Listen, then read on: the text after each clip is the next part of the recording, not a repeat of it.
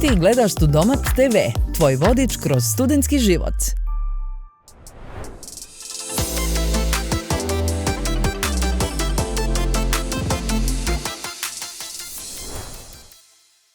Dok smo sve povezaniji i koristimo se tehnologijom kako bismo pojednostavili svakodnevne zadatke, često zaboravljamo dublji uticaj koji naš digitalni život ima na našu planetu. Da, svjesni smo e-otpada koji naši gadžeti ostavljaju iza sebe, ali jeste li znali da čak i vaše online navike mogu imati velike ekološke posljedice? Da li znate da čak i stare skripte i bilješke sa predavanja koje čuvate na telefonima ili laptopima imaju negativan uticaj na okoliš? Da li ste se ikada zapitali kakav uticaj na okoliš imaju bezbrojne selfie fotografije koje ste napravili i koje vam se ne sviđaju, ali ih ipak čuvate u telefonima? Kao studenti, predvodnici ste nove generacije i nositelji promjena. Sada, više nego ikad, važno je prepoznati i shvatiti uticaj koji imamo na planetu, čak i kroz naše digitalne navike. Da li znate šta je digitalni otpad? Digitalni otpad je zapravo termin koji se koristi za objašnjavanje elektronskih uređaja koji se zapravo ne koriste, neupotrebljivi su i istekao je njihov rok trajanja. Pa mene digitalni otpad prvo asocira na neke fotografije, videozapise, dokumente koji su nam nepotrebni, ali čuvamo iz nekog razloga. Pojam digitalni otpad mene asocira na neki sadržaj koji se nalaze na našim uređajima koji nam trenutno ne treba, kao na primjer neke stare fotografije, dokumenti koji trenutno više nisu aktuelni i tako neki sadržaj, datoteke i bilješke koje smo nekad evidentirali ranije. Pa iskreno da vam budem tačnu definiciju ne znam, ali to me na primjer podsjeća na neke stvari digitalnog formata koje trenutno ne koristim ili nemam neke koristi od njih, tako da su negdje skladištene i stoje tako. Digitalni otpad je otpad kojeg sačinjavaju komponente proizašle iz našeg svakodnevnog korištenja elektronskih uređaja, poput e-mailova, fotografija, datoteka, koji su pohranjene na našim uređajima, nisu nam dalje praktične koriste.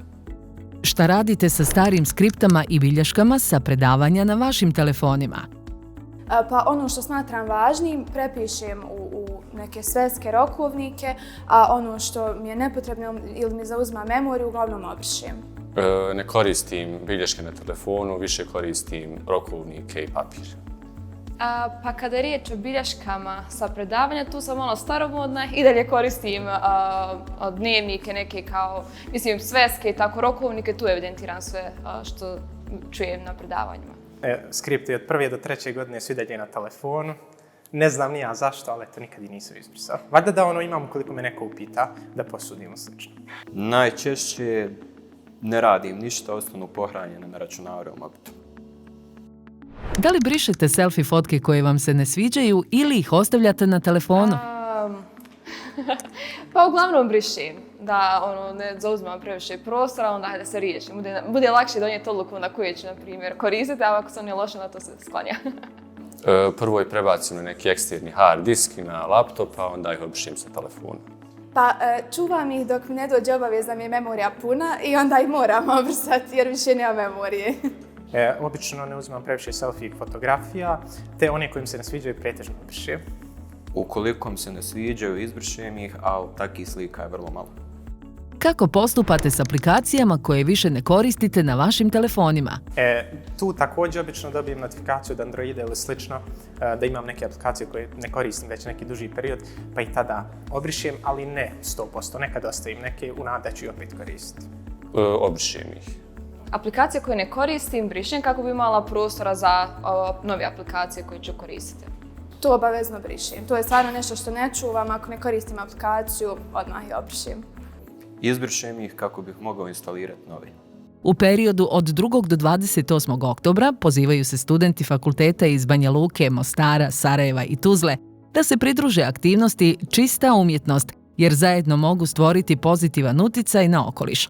Ove godine svaka lokacija na kojoj se bude prikupljao e-otpad imat će i QR kod kojeg će studenti moći skenirati kako bi dobili više informacija o digitalnom otpadu i načinu minimiziranja njegovih negativnih efekata na okoliš. Više informacija o lokacijama i učešću u aktivnosti Čista umjetnost možete pronaći na web stranici www.nestle.ba.